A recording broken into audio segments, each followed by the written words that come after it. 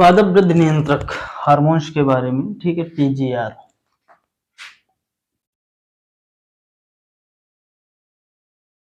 Plant growth regulator के बारे में बात करेंगे।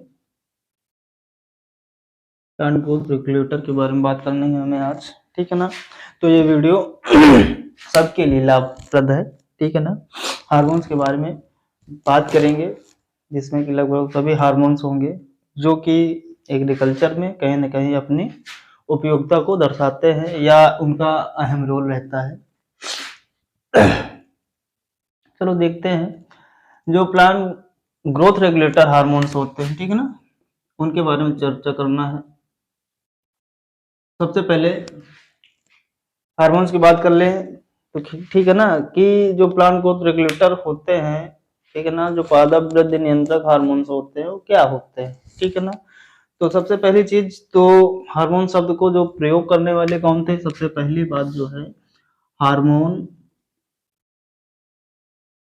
शब्द का प्रयोग करने वाले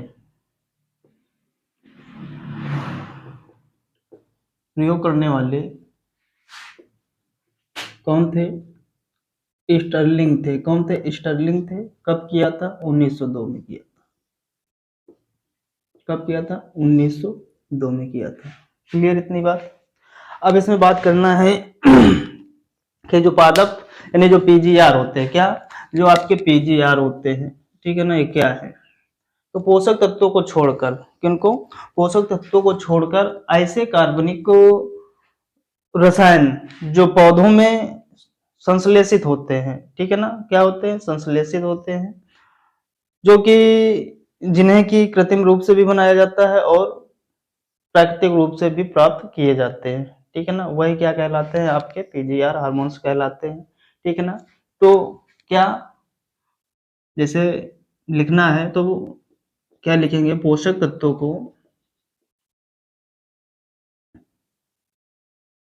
को छोड़कर, पोषक तत्वों को छोड़कर ऐसे कार्बनिक रसायन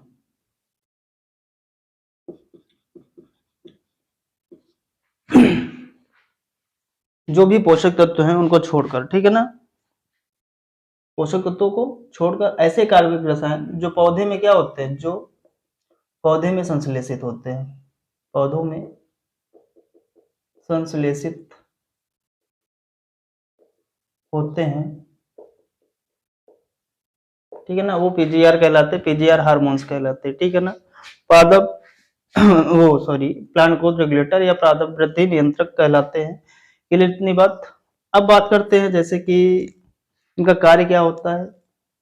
तो इनका कार्य ये होता है कि जिस भाग में संश्लेषित होते हैं, यानी मतलब पौधे के जिस भाग में संश्लेषित होते हैं उस भाग में जो वृद्धि दर को या तो घटा देते हैं, ठीक है ना, कहने का मतलब जहां पर इनको यूज किया जाता है उसी स्थान या अथवा दूसरे स्थान पर या तो उनकी ग्रोथ करते हैं या तो उनकी ग्रोथ को घटा देते हैं। यही काम होता है इनका पीजीआर हार्मोन्स का, ठीक है ना। तो इन्हें जो है जो पादप वृद्धि नियंत्रक है इनको फाइटो हार्मोन्स भी कहते हैं। क्या, जो आपका पीजीआर है, पीजीआर, ठीक है ना, इनको जो है फाइटो हार्मोन्स भी कहते हैं। क्या कहते हैं, फाइटो हार्मोन्स भी कहते हैं, ठीक है ना। क्या कहते हैं, पादप ओ फाइटो हार्मोन्स भी कहते हैं। और इसका जो नाम देने वाले फाइटो हार्मोन्स नाम देने वाले कौन थे आपके, तो आपके एक थीमेन नामक वैज्ञानिक थे। कौन थे, फाइटो हार्मोन्स का जो नाम देने वाले, इसका जो नाम देने वाले कौन थे, थीमेन नामक वैज्ञानिक थे। कौन थे, थीमेन नामक वैज्ञानिक थे, जिन्होंने सन 1948 में दिया था। क्या, 1948 में दिया था इसका नाम, क्या कि फाइटो हार्मोन्स भी इन्हें कहा जाता है, ठीक है। अब ये तो थोड़ी सी बात थी जो बेसिकली बात कर ली। अब जो मुख्य रूप से हमें बात करनी उस पर चर्चा करते हैं। तो जो पीजीआर है इसका क्लासिफिकेशन किया गया है कि पादप वृद्धि यंत्रों का वर्गीकरण, ठीक है ना, 2 टाइप से इनको वर्गीकरण किया गया है। कितने प्रकार के? ये 2 प्रकार के होते हैं। Type of plant growth regulator की बात कर लेते हैं। तो ये कितने प्रकार के होते हैं? 2 प्रकार के होते हैं। 2 प्रकार के। वो 2 प्रकार कौन से होते हैं? एक आपके होते हैं ग्रोथ प्रमोटर होते हैं, और एक होते हैं, दूसरा है आपका ग्रोथ इनहिबिटर्स होते हैं। क्या होते हैं? ग्रोथ इनहिबिटर्स, इनहिबिटर्स होते हैं, ठीक है। ये 2 प्रकार के होते हैं, ठीक है ना। एक ग्रोथ प्रमोटर्स, एक ग्रोथ इनहिबिटर्स। कहने का मतलब ये है, इन्हें ये कह सकते हैं, एक वृद्धि कारक, एक वृद्धि रोधक। एक जो आपका प्रमोटर है इसे वृद्धि कारक कह सकते हैं, और ये वृद्धि रोधक, ठीक है, ये होते हैं। तो इसके अंतर्गत कौन कौन से हार्मोन्स आपके आते हैं? जैसे कि पहला हमने बताया ग्रोथ प्रमोटर। ग्रोथ प्रमोटर के अंतर्गत आपको कौन कौन सा हार्मोन्स आता है? तो ऑक्जिन हो गया। क्या हो गया? ऑक्जिन हो गया। फिर दूसरा क्या हो गया? जिब्रेलिन हो गया, जिब्रेलिन हो गया, और साइटोकाइनिन हो गया, साइटोकाइनिन, ठीक है। ये आपके होते हैं कौन से? ग्रोथ प्रमोटर्स होते हैं। और बात कर लें ग्रोथ इनहिबिटर्स के, तो इसमें कौन कौन से हैं? इथिलीन हो गया, ठीक है, एबीए हो गया, और एमएच हो गया, ठीक है। ये आपके जो है ग्रोथ इनहिबिटर्स होते हैं, इथिलीन, एबीए और एमएच। ये आपके 3 मुख्य होते हैं जो कि आपका इनहिबिटर्स का कार्य करते हैं। तो अब एक एक करके बात कर लेते हैं, चर्चा कर लेते हैं। तो सबसे पहले हम बात करते हैं ऑक्जिन हार्मोन्स, जो ग्रोथ प्रमोटर होते हैं। ग्रोथ प्रमोटर की बात करेंगे सबसे पहले। किसके? ग्रोथ प्रमोटर के जो हार्मोन्स हैं उनके बारे में चर्चा करेंगे। जैसे ऑक्जिन है, क्या है? ऑक्जिन है। तो ऑक्जिन के बारे में चर्चा करते हैं। ऑक्जिन, ठीक है।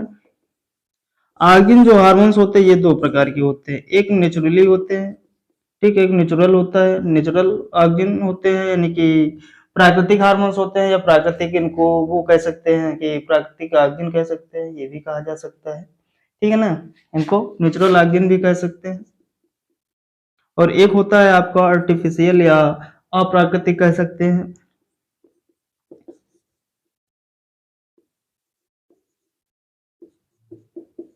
ठीक है। ऑक्जिन कितने प्रकार के हैं? 2 प्रकार के। अब इसमें हमें बात करनी नेचुरल कहने का मतलब, नेचुरल का तात्पर्य क्या है? नेचुरल जो कहने का मतलब हमें प्रकृति से प्राप्त होते हैं, ठीक है ना। किससे प्राप्त होते हैं?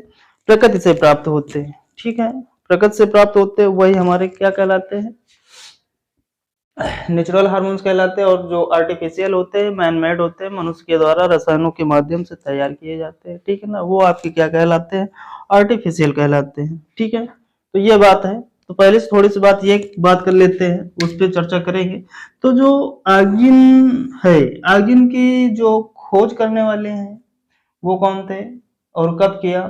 तो ऑक्जिन की खोज करने वाले एफ डब्ल्यू वेंट हैं। कौन है? एफ डब्ल्यू वेंट ने सन 1928 में इसकी खोज की थी। कब की थी?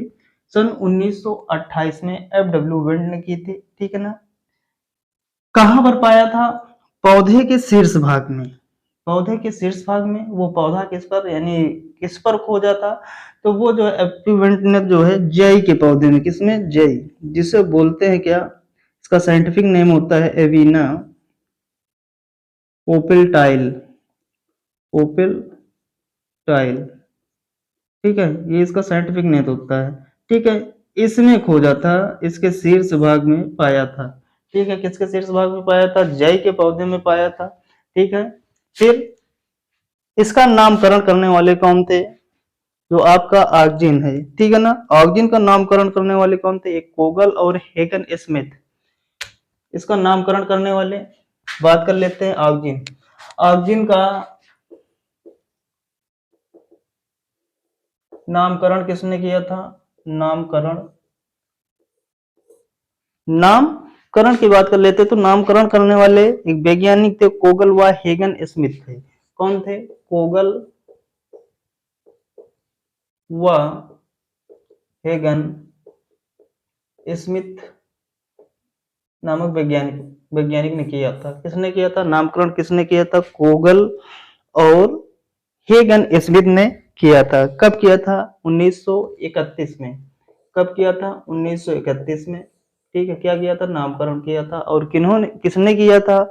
किसके द्वारा किया गया था? एक कोगल और हेगन स्मिथ नामक वैज्ञानिक के द्वारा किया गया था। ठीक है, फिर उसके आगे इसमें थोड़ी सी बात यह कर लेते हैं कि जो ऑक्सीजन होता है, हमने पढ़ा क्या पौधे के शीर्ष भाग में। किस पौधे पर देखा गया था? जई में देखा गया था। तो जई के पौधे में शीर्ष भाग में देखा गया था। ठीक है ना। कहां पर पाया जाता है? कहां पर निर्माण होता है? शीर्ष भाग में। ठीक है ना। किसकी उपस्थिति में होता है? तो सूर्य की प्रकाश की उपस्थिति में बनता है। किसकी? सूर्य की प्रकाश की उपस्थिति में जो है बनता है। ठीक है ना। किसके प्रेजेंट में बनता है? सूर्य के प्रकाश की उपस्थिति में।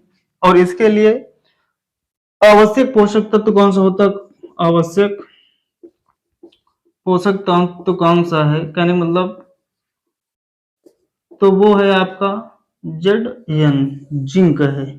ठीक है ना। इसके निर्माण के लिए जो कहने मतलब जो ऑर्गेन के निर्माण के लिए कौन से पोषक तत्व सहायक होता है? जिंक होता है। ठीक है, ये तो कुछ बातें थी ऑर्गेन से रिलेटेड जिसमें कि हमने जाना FW विंट ने सन 1928 में इसको खोजा था। ठीक है ना। और किसमें खोजा था? जई में, जिसका साइंटिफिक नेम है एविना कोबेल्टाइल। ठीक है ना। पौधे के शीर्ष भाग में। ठीक है। नामकरण करने वाले कोगल व हेगन स्मिथ नामक वैज्ञानिक थे जिन्होंने 1931 में इसमें नामकरण किया था। ठीक, इतनी तो बातें हो गई।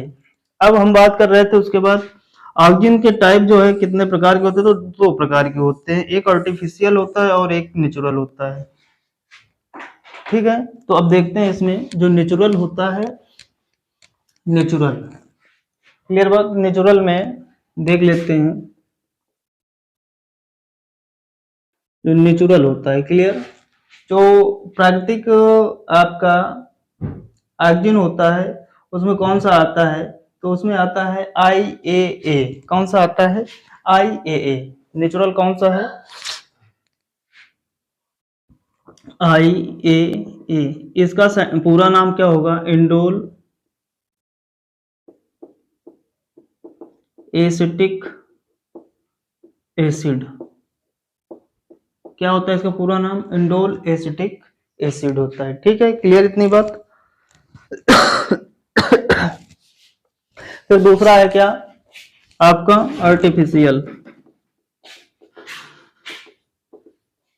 आर्टिफिशियल में कौन कौन से आते हैं आपका? तो आर्टिफिशियल के अंतर्गत आपका आता है, देखो एक चीज ये जो आपका IAA है। ठीक है ना। इसको बोलते हैं क्या? इंडोल एसिटिक एसिड बोलते हैं। और रही बात दूसरा कौन सा है, जैसे कि जो आर्टिफिशियल में आता है NaA आता है। आर्टिफिशियल में Na, जिसको कहते हैं क्या? नेप्थलिक एसिटिक एसिड। ठीक है। NaA को क्या बोलते हैं? नेप्थलिक एसिटिक एसिड बोलते हैं। क्या बोलते हैं? नेप्थलिक एसिटिक एसिड बोलते हैं। फिर अब बात करते हैं इसमें और भी क्या कोई आर्टिफिशियल के अंतर्गत आता है। देखो आपका जो नेचुरल होता है, नेचुरल के अंतर्गत केवल IAA आता है, इंडोल एसिटिक एसिड होता है। और आर्टिफिशियल के अंतर्गत NaA होता है। और कौन सा होता है? तो और इसमें होता है IBA भी होता है। क्या होता है? IBA। ठीक है ना। तो IBA को क्या बोलते हैं? तो इंडोल ब्यूटारिक एसिड बोलते हैं। क्या बोलते हैं? इंडोल ब्यूटारिक एसिड बोलते हैं। इंडोल ब्यूटारिक एसिड बोला जाता है। ठीक है। फिर इसके अलावा कौन सा है? तो इसके अलावा 2,4-D हो गया, 2,4,5-T हो गया, 2,4-D हो गया और 2,4,5-T हो गया। और कौन सा हो गया? टीवा हो गया। ठीक है। ये कुछ और होते हैं जो ऑक्सीजन होते हैं जो कि आर्टिफिशियल के अंतर्गत आते हैं। इसके अंतर्गत आते हैं, आर्टिफिशियल के अंतर्गत आते हैं। जैसे कि आपका जैसे 2,4-D है, इसका फुल नेम, पूरे नाम की बात की जाए, कभी कभी पूछ लेता है कि 2,4-D का पूरा नाम क्या है, तो 2,4-D का पूरा नाम है 2,4-डाई क्लोरोफिनॉक्सी क्लोरोफिनॉक्सी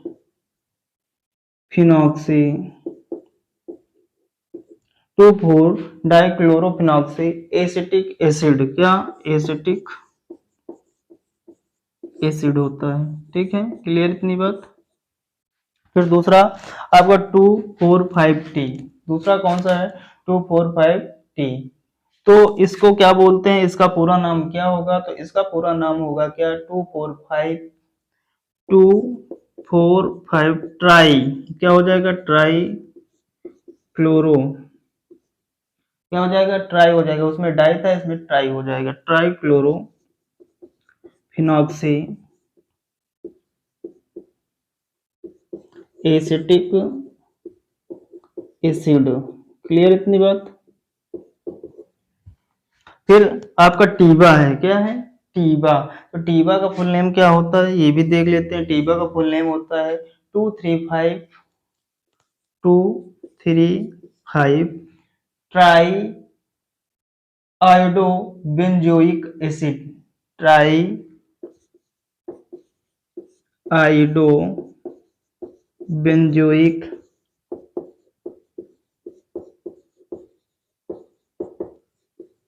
एसिड। इनके जो थे हार्मोन्स वो जान लिए हमने। हमने बात की थी आर्गिन दो प्रकार के होते हैं, एक नेचुरल आर्गिन होता है, एक आर्टिफिशियल होता है। नेचुरल में कौन सा होता है IAA होता है, कौन सा होता है IAA। ठीक है, पौधे के जो शीर्ष भाग से प्राप्त होता है जिसका फुल नेम होता है इंडोल एसिटिक एसिड। दूसरा है आपका आर्टिफिशियल, जिसमें आता है NAA जिसका पूरा नाम होता है नेप्थेलिक एसिटिक एसिड होता है। दूसरा है IBA, ठीक है, IBA का पूरा नाम क्या होता है इंडोल ब्यूटारिक एसिड। फिर अगला है 2,4-D जिसका पूरा नेम होता है क्या 2,4-डाइक्लोरोफिनॉक्सी एसिटिक एसिड। ठीक है, फिर अगला है 2,4,5-T जिसका पूरा नाम होता है 2,4,5-ट्राइक्लोरोफिनॉक्सी एसिड। फिर एक है टीबा, क्या है टीबा जिसका पूरा नाम होता है 2,3,5 ट्राइक्लोरो बेंजोइक एसिड। तो ये थे आपके ऑक्जिन। ठीक है, कौन कौन से फार्म में ऑक्जिन पाया जाता है वो हमने जान लिया। अब हम बात करते हैं इसमें ऑक्जिन के कार्य क्या होते हैं, क्या कार्य होते हैं, यानी कि फंक्शन क्या है इनका, किस लिए हम डालते हैं पौधों पर, अगर हम स्प्रे करें ऑक्जिन का तो किस लिए किया जाता है। ठीक है, इतनी बात क्लियर है।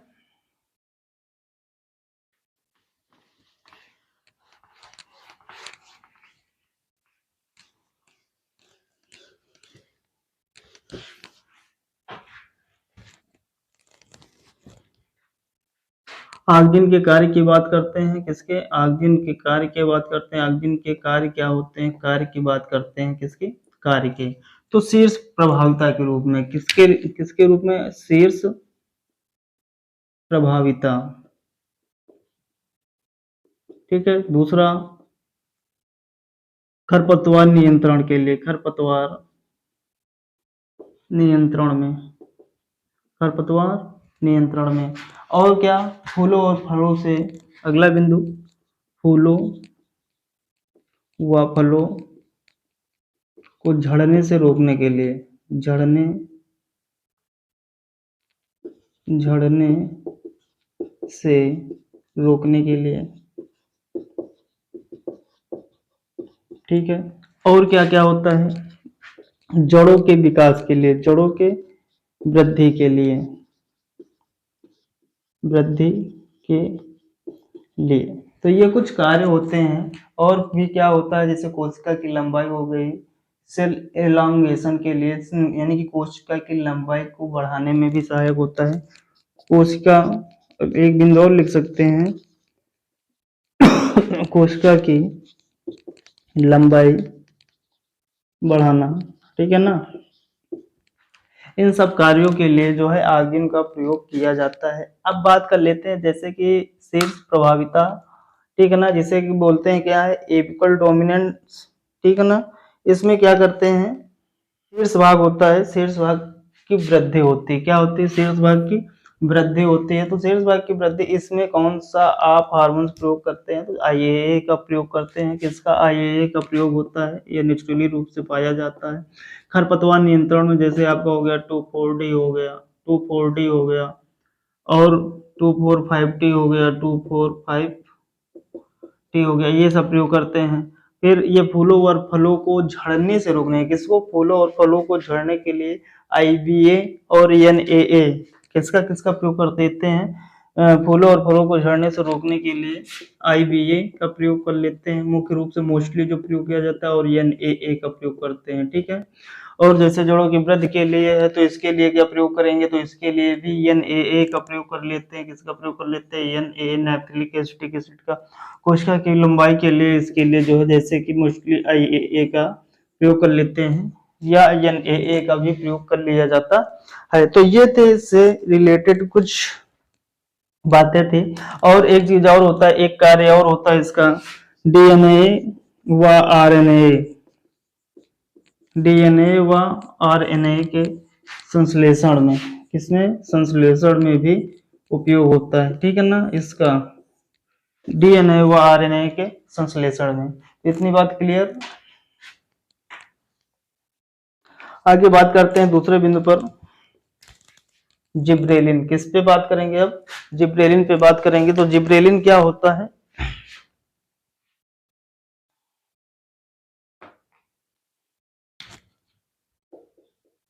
दूसरा है जिब्रेलिन। तो सबसे पहले जिब्रेलिन की खोज की बात कर लेते हैं। किसकी, जिब्रेलिन की खोज। तो जिब्रेलिन की जो खोज की गई है, किस पे, किसने किया है, तो जिब्रेलिन की खोज जो है कुरुसावा ने किया है। किसने, कुरुसावा ने, कुरुसावा ने। ठीक है, कहां पर खोज की, तो जो धान का बेकाने रोग होता है, कौन सा रोग है, बेकाने रोग, बेकाने रोग के जो पैथोजन होता है, क्या इसका जो पैथोजन, यानी ये कवक जनित रोग है। कैसा रोग है, कवक जनित रोग है। ये किस कवक यानी किस पैथोजन के कारण फैलता है, किस कवक के द्वारा फैलता है, तो सबसे पहले हम ये जानेंगे।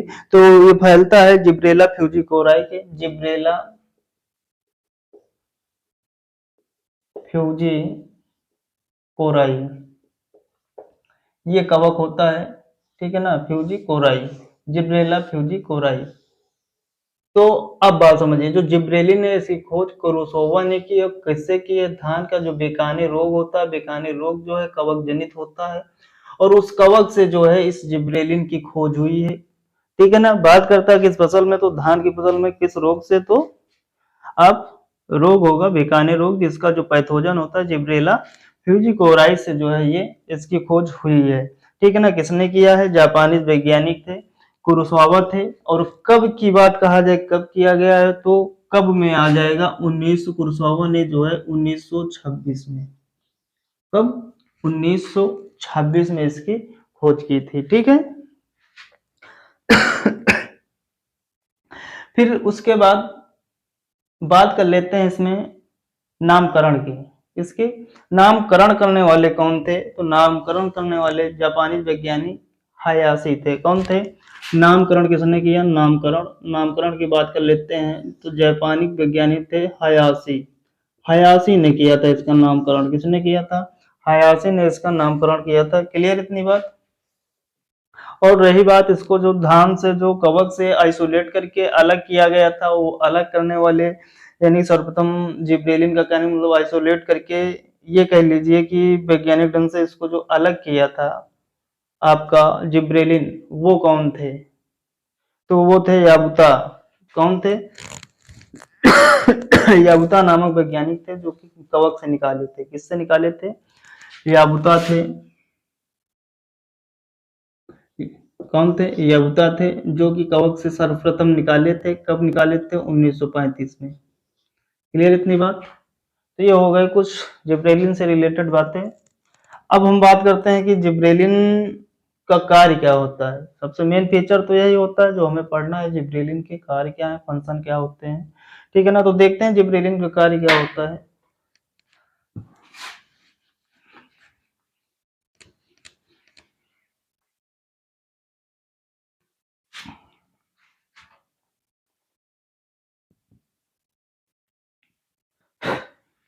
तो देखिए जिब्रेलिन को जो है थिनिंग,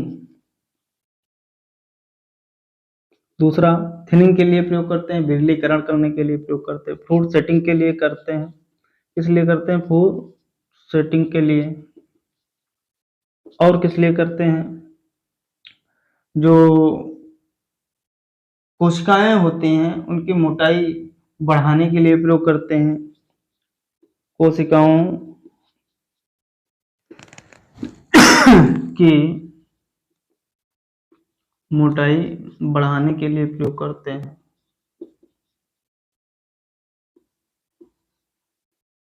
ठीक है ना। किस लिए करते हैं? कोशिकाओं की मोटाई को बढ़ाने के लिए प्रयोग करते हैं।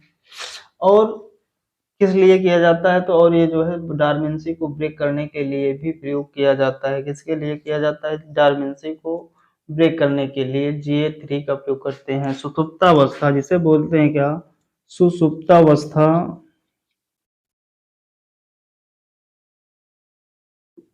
को तोड़ने के लिए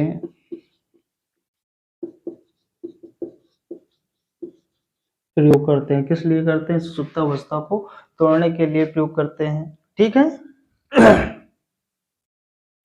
और भी बहुत सारे हैं, जैसे कि पार्थेनोकार्पी हो गया और आपका अनिषेक फलन हो गया। इनको प्रेरित करने के लिए भी जिब्रेलिन का प्रयोग किया जाता है। तो एक बिंदु और लिख सकते हैं, पार्थेनोकार्पी और अनिषेक फलन, अनिषेक फलन को बढ़ावा देने के लिए प्रयोग करते हैं। ठीक है। तो ये थी कुछ इससे रिलेटेड बातें। ठीक है। जो कि ये कार्य थे किसके? जिब्रेलिन के कार्य थे, GA3 के कार्य थे, GA3 के कार्य थे। यानी कि थिनिंग के लिए, फ्रूट सेटिंग के लिए, कोशिकाओं की मोटाई बढ़ाने के लिए, सुषुप्तावस्था को तोड़ने के लिए, पार्थेनोकार्पी और अनिषेक फलन को बढ़ावा देने के लिए ये सब प्रयोग यानी कि जिब्रेलिन हार्मोन्स का प्रयोग किया जाता है। ठीक है। तो इतनी बातें थी इसमें। फिर अगला आता है आपका कौन सा? GA3 हो गया, जिब्रेलिन हो गया। अब अगला होगा जाके साइटोकाइनिन। कौन सा होगा? साइटोकाइनिन। इसके बाद जो हम अगले लेक्चर में बात करेंगे। ठीक है ना। जिब्रेलिन हो गया आपका ग्रोथ प्रमोटर में, फिर उधर ग्रोथ इनहिबिटर्स में आपका एथिलीन हो गया, मैलिक हाइड्रोजाइड हो गया, एब्सिसिक एसिड यानी ABA हो गया। इन सब की बात दूसरे लेक्चर में करेंगे। ठीक है।